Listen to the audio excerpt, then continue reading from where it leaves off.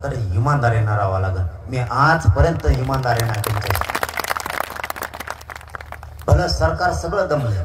तुम्ही बघा टीव्हीला तर बघत असाल तुम्ही, आंतरवाली एकदा मंत्री आलेला डबल आला नाही, पुन्हा येत नाही, एकदाच येतो. आणि जे डबल आला तो अगोदर मंत्री येणार जर असले त्याला कळलं, तो जर डबल आला पळत येऊन मला कानात येऊन सांगतो, मला ते आणलं मी आलो नाही, मी नाही तुमच्या, तुम्ही मी तुमच्यात नाही. कारण चुकला की मी काचाकच गोडे लावतो, आपण सोडीतच नाही पुन्हा. कारण मी काहींना माझ्याशिवाय वाईट वाटत असतील, पण तुम्हाला त्याचं उदाहरण सांगतो. तुमच्या गावात तुमच्या घरात आपल्या जर आईबापाला लेकरासमोर जर कोणी हानीत असलं किंवा शिव्या जर देत असलं तर तुमचं पोरग घरात गप्प बसून का आईबापाला हानीत असल्यावर? कारण मराठ्यांचं खानदानी रक्त, आईबापाला जर कोणी शिव्या देत असलं घरापाशी येऊन तर पोरग गप्प बसू शकत नाही. तसं मी या समाजाला मायबाप मानलेला आहे. माझ्या समाजाला जर आरक्षण नाही दिलं, त्रास द्यायचा प्रयत्न केला तर मैतळ पाहायचा मस्तकाला जाते मी काचाकच गोडे. कारण शेवटी समाज माझ्यासाठी देव, माझा समाज माझ्यासाठी महत्वाचा. आणि त्याच्याशिवाय कामं बी होत नाही. त्यांना तीच भाषा कळते. मी काय करू त्याला? ते गोडीत बोललं तर लवकर करत नाही. शेवटी समाज आपल्याला काही करू, आरक्षण आणि आरक्षणाचा एकदा विषय संपला मी शेतकऱ्याचा बी घेणार. कसा मालाला भाव देत नाही ते, कसं धनगराचा समाज आरक्षण देत नाही ते बी बघतो मी यांच्याकडे. शेतकऱ्यांचा प्रश्न कसा मार्गी लागत नाही, पण एक एक होय, मला एक एक करायची सवय. भले 5-50 मागण्या घ्यायच्या कोणीच होत नाही. मराठा आरक्षण मराठा समाजाला राज्यातल्या वाटत होतं कधीच मिळू शकत, खरं की नाही? कधीच मिळणार नाही म्हणे आता. कारण क्रांती मोर्चे सुद्धा खूप मोठे झाले, त्यामुळे समाज खचायचा काय, एवढे मोर्चे निघून मिळत नाही, आता कशाचं मिळतंय? पण मराठ्याच्या एकजुटीमुळं मराठ्यांना आरक्षण मिळालं. 2 कोटीपेक्षा जास्त मराठा आरक्षणात गेला आतापर्यंत, 2 कोटीपेक्षा जास्त. आता पोरं लागायला लागले, कुणी मेडिकलला लागतंय. आताच कोणतरी सांगितलं मला, आमच्या गावात मेडिकलला लागलं, यांचे प्रमाणपत्र निघाले. हा, एक पोलीस मध्ये लागलं. माझ्याकडे अंतरवाली दर दिवस 10-15 पोरं आहेत. कुणी म्हणतं मी पोलीस मध्ये लागलो, कुणी म्हणतं मी आरोग्य विभागात लागलो, कुणी एकतर कुठं त्या कारागृहातच लागलाय. आता एक कोरडगाव आहे आमच्याकडं पाथर्डी तालुक्यात, नगर जिल्ह्यात, तिथला एक मुलगा कलेक्टर झाला. मी आता पाथर्डी आणि आष्टीच्या दौऱ्यावर होतो आता 4-5 दिवसापूर्वी. तिथं एक लग्नाला निवेदित लग्न नव्हतं, पण रस्त्यात होतं म्हणून ते लग्न ते सगळे वराड रोडवरती आलं. त्यांनी सांगितलं लग्न लावल्याशिवाय जायचं नाही. त्याच्यात एक 2 पोरं रडत पळत आले. मी त्यांना विचारलं तुम्ही कम रडतात? ते आनंदाने रडत होते. का रडत होते तर त्याच्या भावाला, त्या लहान्या भावाला मोठा भाऊ 7 वर्ष झालं शिकवत होते. ते दरवर्षी उकायचं 1-2 टक्के. 2 महिन्यापूर्वी 2-3 महिन्यापूर्वी त्यांचं प्रमाणपत्र निघालं कुणबीचं. ते पोरग दिल्लीला MPSC करायला गेलाय आता, म्हणून ते आनंदाने रडत होते की माझा भाऊ आता अधिकारी बनणार. ही आरक्षणाची ताकद आहे. मी नाशिकच्या दौऱ्यावर होतो त्यावेळेस मला वैजापूरला एक मुलगी भेटली. ती सुद्धा 3-4 वेळेस एका 2-2 टक्क्यावर हुकायची. ती मुलगी MD झाली. त्या घरात किती मोठा आनंद असाला. आपल्याला हे आनंद कमवायचा, आपले लेकर अधिकारी होऊ द्या, आपला समाज शक्तिशाली बलवान बनवायचा. आपल्याला IAS IPS दर्जाचे अधिकारी आपले लेकर बनले पाहिजे. येऊ द्या ना आपल्या दारात लाल दिव्याच्या गाड्या, लोकांच्याच बघायच्या आयुष्यात. आपला समाज आणि समाजाचे लेकर मोठे करायचे. 25 जानेवारीला पुन्हा एकदा मी आमरण उपोषण ठेवलं. आता मला किती सहन होईल मला माहित नाही, कारण प्रत्येक वेळेस मी 8-10 दिवस 15 दिवस 16-17 दिवस करायचो. परंतु इतके उपोषण केल्यामुळं मला आता उपोषण सहन होत नाही आणि माझं शरीर पण मला साथ देत नाही आता. कारण मला इतक्या वेदना आहेत की या पायऱ्या आत्ता चढताना सुद्धा 2-3 मला वर धरून आणावं लागलं. मला प्रचंड वेदना आहेत.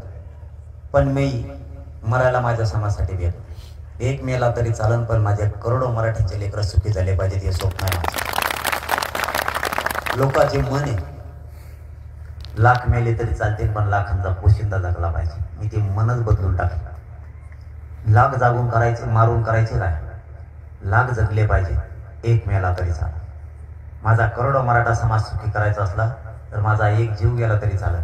आणि मी माझ्या तसं कुटुंबाला सुद्धा सांगितलं नाही, जर मला या समाजाचं काम करताना जरी मी मरण आलं, माझं बलिदान गेलं तरी चालत. माझ्या समाजासाठी कोणी रडायचं सुद्धा. शेवटी माझा समाज मला आनंदी बघायचा, माझ्या समाजाचे लेकरं मला अधिकारी झालेलं बघायचं. म्हणून मी कधी कधी काही अडचण आली तर घराकडे जातो. परवा माझा मुलगा सिरियस झाला होता, म्हणून पाठा आम्ही उचलून त्याला संभाजीनगरला नेलं. म्हणून मी या गावाला येणार नव्हतं. मी अगोदर नाही येणार म्हणून सांगितलं होतं की मी तिथं मला येता येणार नाही. मुलगा सिरियस शेवटी हॉस्पिटलला ॲडमिट. तो बरा झाला की त्या क्षणी सांगितलं मी आलेगावला येणार आहे. कारण मला शेवटी समाजाशिवाय काय दिसत नाही. कारण जरी माझं ते कुटुंब असलं तरी समाजही माझं कुटुंब आहे.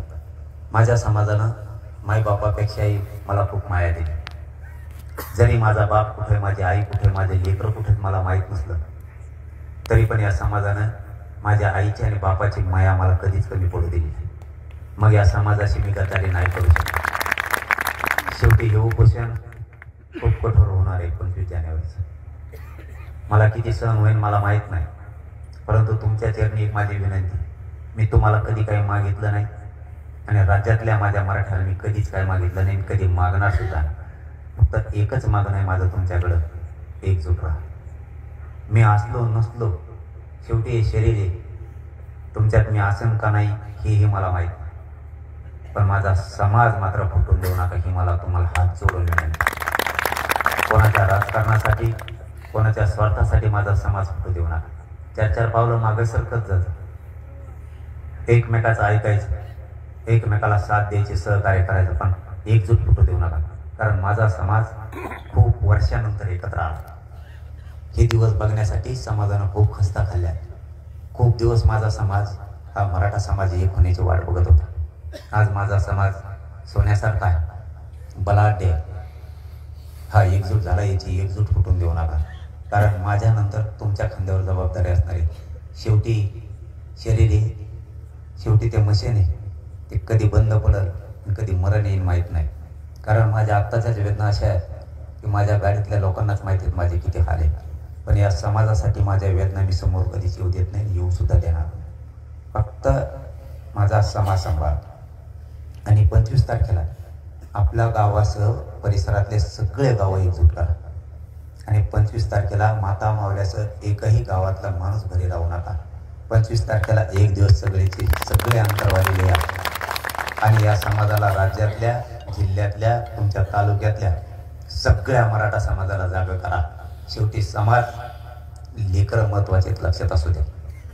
सोन्यासारखे लेकरं संकटाच्या काळात आपल्या पाठीशी, कोणाचा पण बाप येऊ दे, ते मॅटर मी आहे तो कधीच दबू देणार नाही. कधीच समाजावरती काही संकट येऊ द्या, मी सगळ्यात आधी उभा राहणार. त्याची काळजी करू नका. कारण माझ्यावर संकट आलं माझा समाज सुद्धा उभा राहतो. इथून पुढं गोरगरीब मराठी एकजूट राहा. शेवटी कोणाला आपली किती गरज आहे हे माहीत नाही, त्यामुळं आपल्यात जाणीव राहू दे. कारण गरिबाची लढाई गरिबांनीच लढावी लागते आणि ही लढाई गरिबांनीच लढवली. श्रीमंत अगोदर नाही आला, नंतर आला. कारण गरीब मराठ्यांनी एकजूट दाखवली आणि ही लढाई जिंकली. त्यामुळं गरीब मराठी एकजूट राहत चला. कोणा वाचून आपलं काही गुंतलेलं नाही. आणि कोणचा नेता असो किंवा कोणी असो, आपला संसार आपल्याला चालवावा लागतो. कोणी का 10 रुपयाचं तेल मीठ आपल्याला घेऊन देत नाही. आपला संसार आपल्याला चालवावा लागतो. आपले लेकरबाळ आपल्याला मोठे करावे लागते. त्यामुळे आपल्याला जशी तुम्ही तुमच्या लेकराला आयुष्याची जमीन ही आयुष्याची भाकरी म्हणून कमवून ठेवली, तसे तुमच्या लेकराला आयुष्याचं आरक्षण द्या. तो कधीच मागं पडणार नाही. तुमच्या लेकराचं आयुष्याचं कल्याण होणार नाही. डोळ्यासमोर महाराष्ट्रातल्या मराठ्यांनी फक्त लेकरं डोळ्यासमोर आणि जात डोळ्यासमोर ठेवून जागा. कारण जात हे म्हणून आपण जिवंत आहे. आणि मराठी एकटेच राज्यात 50% याचं कुणीच काही करू शकत नाही. इतकी ताकद मराठ्यांमध्ये. फक्त तुम्ही एकजुटीनं राहा आणि आंदोलनाची बाबत प्रसार करायला सुरुवात करा. आता या 1-2 दिवसात गावोगावी बैठका घ्यायला सुरुवात करा. आपण आपल्या गावात आपण आपल्याच गाव जमवायचं आणि आपणच बैठका घ्यायच्या. कोणाची वाट बघायची नाही, कोणाची वाट बघायची नाही. आपल्याला कोण निरोप द्यायली, बैठक सांगायली, कोणाच्या गाडीची वाट बघू नका. आपलं जे वाहन असन, मोटरसायकल असन, फोर व्हीलर असते, गावातल्या मोटरसायकलला किक मारायचं आणि अंतरवालीकडे निघायचं. हा आला नाही, तो आला नाही, अजिबात म्हणायचं. आपण आपल्या मराठ्यांनी गावातच बैठक घ्यायच्या, गाव जागा करायचं, किक मारायचं आणि अंतरवाली यायचं. गावात जेवढे वाहन आहेत आपले सगळेचे सगळे बाहेर काढायचे. कारण राज्यातून 25 जानेवारीला कानाकोपऱ्यातले मराठी अंतरवाली देणार. शेवटी मी माझा शेवट जरी झाला तरी मागं हटणार नाही. इतका मीही कठोर आणि कणखरे माझ्या मराठा समाजासाठी. सरकार कोणाचं त्याच्याशी मला देणं घेणं नाही. मला माझ्या मराठा समाजाला जे द्यायचंय ते मी देणार आहे. मी त्याशिवाय हटणार नाही. म्हणून तुम्हाला हात जोडून विनंती, आपल्या गावकऱ्यांना सगळ्यांना घेऊन अंतरवाली द्या. एकही मराठीचा माणूस त्याशी घरी राहू नका. आणि आपल्या गावापासून 40-50 किलोमीटर अंतरावरती बैठका घ्यायला सुरुवात करा. गावाची गावं अंतरवालीला 25 जानेवारीला आले पाहिजेत. ही तुम्हाला विनंती करतो आणि थांबतो. धन्यवाद. जय श्री.